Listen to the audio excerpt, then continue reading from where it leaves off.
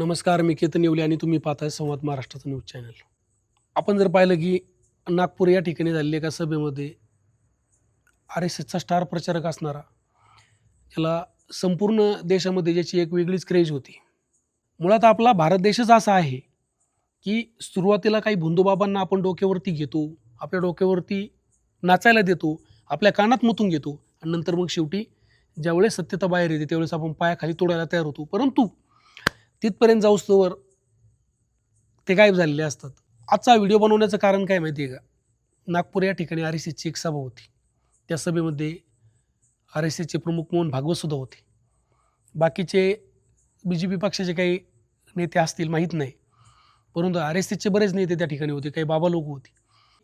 धीरेंद्र शास्त्री नावाचा जो काही बंधू बाबा आहे, त्यांनी छत्रपती शिवाजी महाराजांबद्दल जे काही चुकीची माहिती समाजामध्ये पसरवण्याचा प्रयत्न केला. सर्वप्रथम मी त्या धीरेंद्र शास्त्रीचा, त्या बागेश्वर धामचा जाहीर निषेध करतो. आता ज्यावेळेस तो माईक समोर गेला आणि माईकवरती बोलत असताना छत्रपती शिवाजी महाराजांबद्दल काय बोलला माहिती आहे का? छत्रपति वीर शिवाजी महाराज जब बहुत थक गए युद्ध करते करते, उनको लगा कि हम थक गए, तो एक दिन स्वामी समर्थ रामदास जी के पास गए और उन्होंने अपना मुकुट उतारा और कहा कि हमने बहुत लड़ाइयां लड़ ली, बहुत युद्ध कर लिया, अब कृपा करो कि अब हमें बहुत लड़ना नहीं, अब एक बड़ी दया करो, ये मुकुट संभालो, आप ये राजपाट आप संभालो. हा निव्वळ बालिशपणा आहे त्या धीरेंद्र शास्त्रीचा.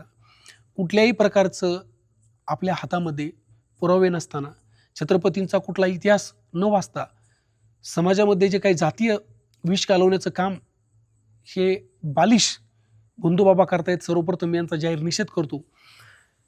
आणि अशा पद्धतीचे बेताल वक्तव्य करणाऱ्या कुठल्याही समाजामधल्या नागरिकाचा म्हणा, कुठल्या राजकीय नेत्याचा म्हणा, कुठल्या बंधूबाबाचा म्हणा, मित्र म्हणतो शिरच्छेद केला पाहिजे. त्या धीरेंद्र शास्त्रीला RSSचं एखादं पद देऊन टाका, माझं ती कळकळीची विनंती आहे.